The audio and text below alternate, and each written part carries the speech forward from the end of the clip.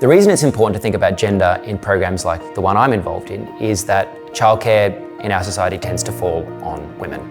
And so if women need to work because they've got expenses or mortgages or other things they need to pay for, they need to work, and if they can't access care for their kids between the time that school finishes and the time work finishes, they're locked out of the workforce.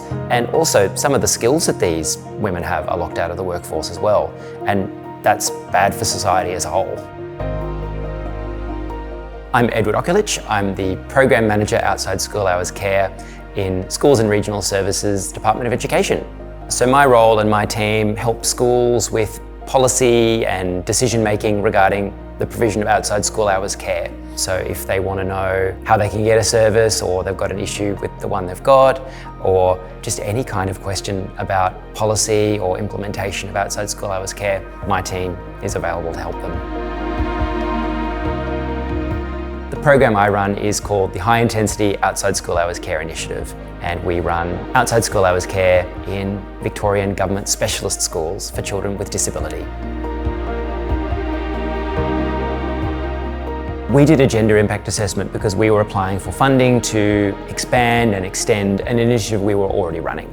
It had been running as a pilot for a while, and we saw that it was going really well and delivering a lot of great benefits.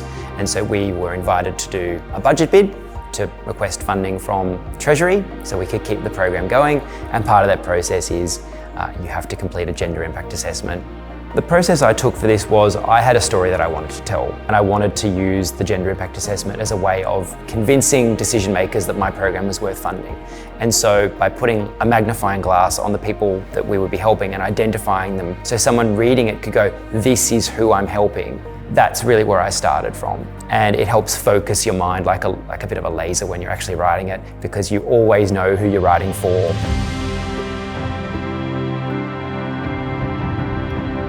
The outcome of our budget bid was that we were successful in getting funding to continue and expand our program. And I think the gender impact assessment was really helpful for that, because it talked about the people that had a disadvantage and how our program would directly work to address that disadvantage.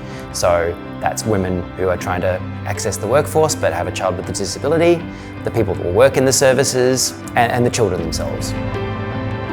Another thing we did as a result of the gender impact assessment was, once we'd identified that women made up a majority of our workforce, we also became aware that they were not necessarily the majority of leadership or management within our sector.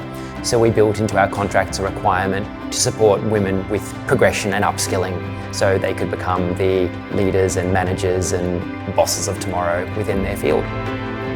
The rollout to more schools has been a big success. Schools are happy, families are really taking to the services. I come out to the schools pretty regularly. I really enjoy coming out to the schools because I actually see the people I've been writing about in the gender impact assessment when I come out to schools and look at the programs in action. And next time I'm asked to do one of these gender impact assessments for a budget bid, these are the people I'll be thinking about when I'm writing. What I would say to anyone who's about to do one is, you might be doing it because it's compulsory, but don't view it as something that's just compulsory. It does have a benefit, and it does help sharpen your thinking, it does help challenge some of your assumptions, and it does help to place that idea in your mind about who your program is helping. And I think that's something that always needs to be at the forefront of your mind.